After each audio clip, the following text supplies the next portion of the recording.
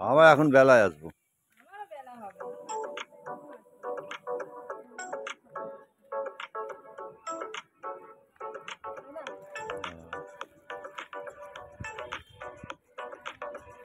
তাই ভাবছি যে ওর অ্যাবসেন্সে আমরা কি করবো, মানে পেটে যেন ফুল পাবো না। হ্যাঁ, সাবু ফল নাকি?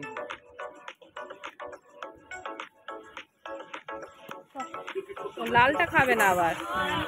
হ্যাঁ হ্যাঁ।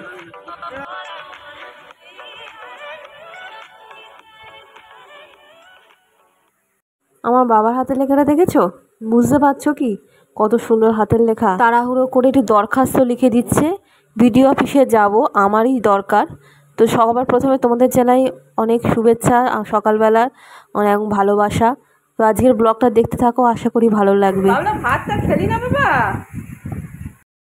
অনেক দিন ধরে চেষ্টা করছি যাব করে, কিছুতেই যাওয়া হয় না। তো আজকেই ভাবছি যে অফিস থেকে ফর্মটা অন্তত নিয়ে আসি, টাইটেল চেঞ্জ করব। কারণ বিয়ের আগে যে টাইটেলটা ছিল বাপের বাড়ি, সেটা না চেঞ্জ করলে পরবর্তীকালে খুব অসুবিধা হবে। রেশনের সব থেকে প্রবলেম, যেটা রেশন তো দেবে না, যে রেশনটা আমি মানে ও পায়, একাই পায়।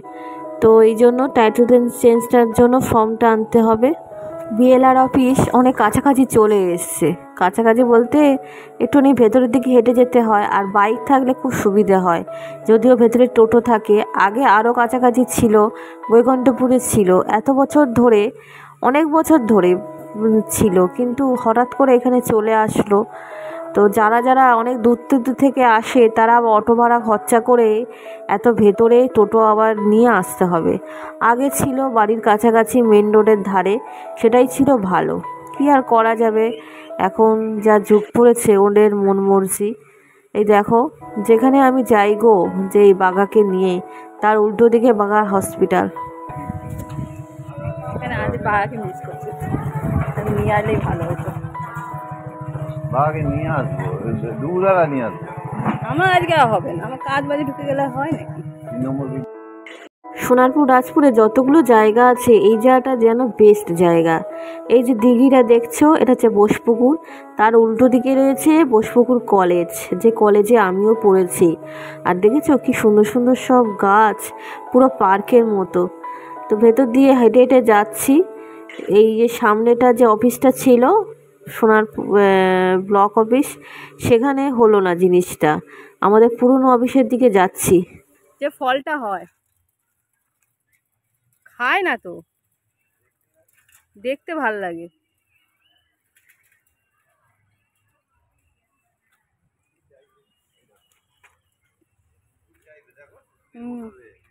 দাও একটা, দাও নিয়ে যাই।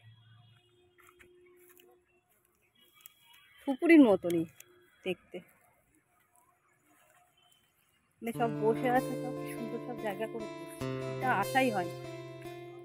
বিকেলবেলা দিকে এখানে ঘুরতে আসলে ভালো লাগে, তাই না? এই অফিসটা সব থেকে পুরনো, তারপরে তো আরও অনেক অফিস হয়েছে। তো এই অফিসে গেলাম, ফর্ম তুললাম, তুলে তারপরে ওটা ফিল আপ করতে হবে, ফিল আপ করে অন্যদিন আসতে হবে। তারপরে দেখো এখানে দিয়ে বেরোচ্ছি, আর এত সুন্দর জায়গা, আর কত রকম নাম না জানা গাছ। এখান দিয়ে হেঁটে যেতে বেশ ভালো লাগে। আর ওখানে না সব বেদি করে দিয়েছে, সবাই এখানে বসে বসে গল্প করছে। মনে হয় কোনো গার্জেনরা, মানে কোনো স্টুডেন্টদের স্কুলে দিয়ে সব গার্জেনরা এখানে বসে আছে। দেখো ওই পারে ভিডিওর যে পশু চিকিৎসালয়, যেখানে বাঘাকে নিয়ে আসি, আজকে না খুব মিস করছিলাম। আমি প্রথমে ভেবেছিলাম বাঘাকে নিয়ে আসবো, নিয়ে একটু চেক আপটা করিয়ে দিয়ে যাবো, রেগুলার যে চেক আপটা। কিন্তু আমার কর্তা বললো থাক, এত একসঙ্গে দুটো কাজ একসঙ্গে হবে না। তারপর দেখো যেখানে আমি চা খাই, সেখানে চলে এলাম। লালটা খাবে না আবার। হ্যাঁ হ্যাঁ।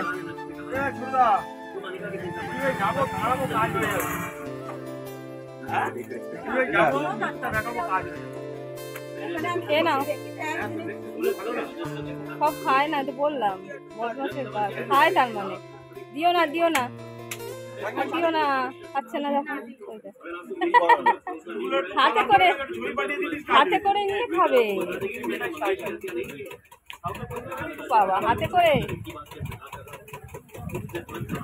ও আবার এমনি দিল খেলো না, এমনি দিল খেলো না, হাতে করে নিয়ে খেতে দিতে হবে, তা খাবে।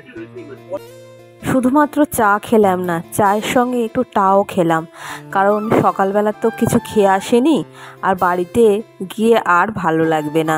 এই বৌদি দেখো দুটো পাউরুটি দিয়ে টোস্ট যেমন বানায় করেছে, কিন্তু খেতে একদমই ভালো লাগেনি। কী দিয়ে আর করবো, খিদের চোটে খেলাম। এটা হচ্ছে অফিসের জায়গা, তো যার যেরকম খিদে সেই অনুযায়ী ঘুগনি হয়েছিল, পরোটা ছিল, আর এই টোস্ট যে চাইবে খেতে তাকে করে দেয়। তো টোস্টটা একটুখানি খেলাম, আর বাদ বাকি আমার কর্তাকে দিয়ে দিলাম। তো যদি এর মধ্যে একটুখানি মেয়োনিজ আর টমেটো সস থাকতো তো খুব ভালো হতো। তো তারপরে একটু দুধ চা খেলাম, যা নিয়ম আর কি, একটুখানি চা না খেলে যেন এনার্জি আসবেই না। আর কোথায় আবার পেলে খবর দেবে, এখন সময় নেই। এখন নেই কিছু।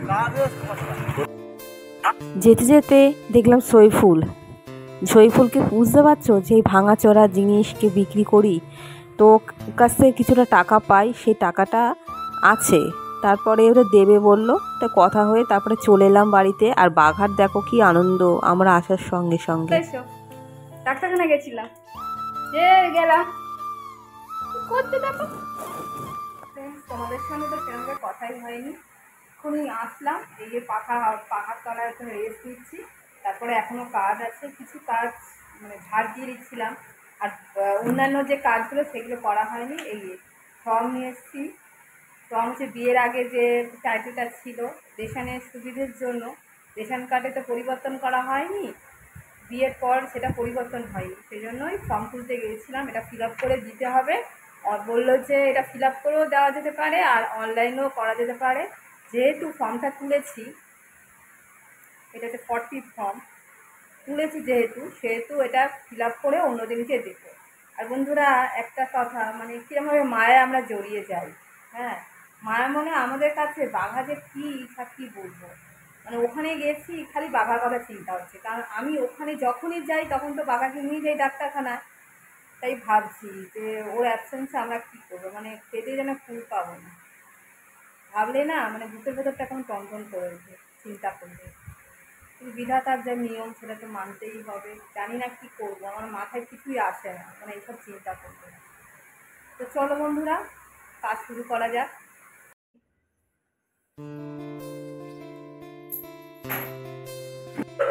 পালিয়ে যাচ্ছে,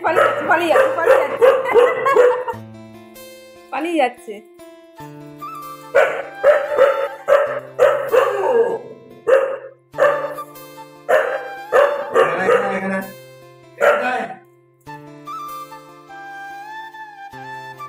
কিন্তু মরণ আমার এত ভয় গ্যাস দেখে, এটা না হয় রান্না হবে না।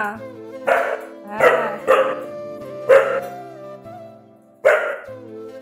বাড়িতে ফিরে তো কিছু বাসি কাজ ছিল, সেগুলো তো সেরে নিলাম, আর তারপরে স্নান ফান করে রান্নাঘরে চলে এসেছি।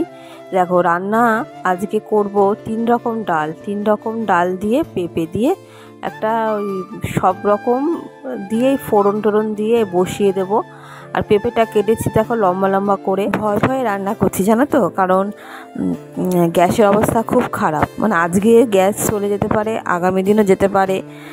তো গ্যাস লেখানো হয়নি, তো ওকে বলেছি ও চেনাশোনা একজন আছে, সেখান থেকে গ্যাস আনবে, তারপরে আমরা বুক করে দেবো, সেই গ্যাসটা আবার ওদেরকে দিয়ে দেবো। দেখো এখানে প্রেশার কুকারে পেঁপেগুলো দিয়েছিলাম, আর ডালের মধ্যে দিয়েছি মুসুর ডাল, আর কড়াইয়ের ডাল ছিল, আর ছোলার ডাল, 3 রকম ডাল দিয়ে করছি। আর চাটনি করব, সেজন্য আর ডাল দিয়ে টক করলাম না। এ দেখো ডাল উঠলে পুরো চারিদিকে ছিটেই একদম ভর্তি হয়ে যায়, তাই সামান্য একটুখানি সর্ষের তেল উপর থেকে ছড়িয়ে দিলাম।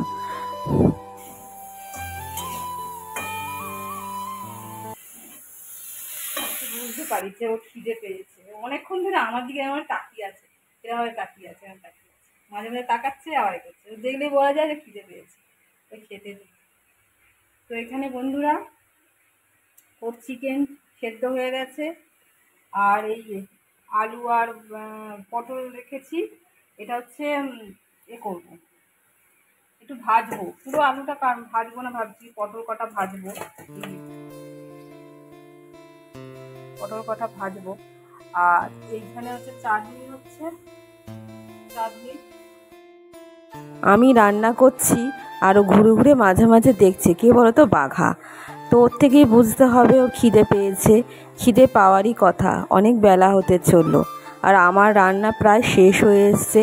আগের দিনের একটু ঢ্যাঁড়স আলুর তরকারি রয়েছে, আর ডিমেরও তরকারি আছে।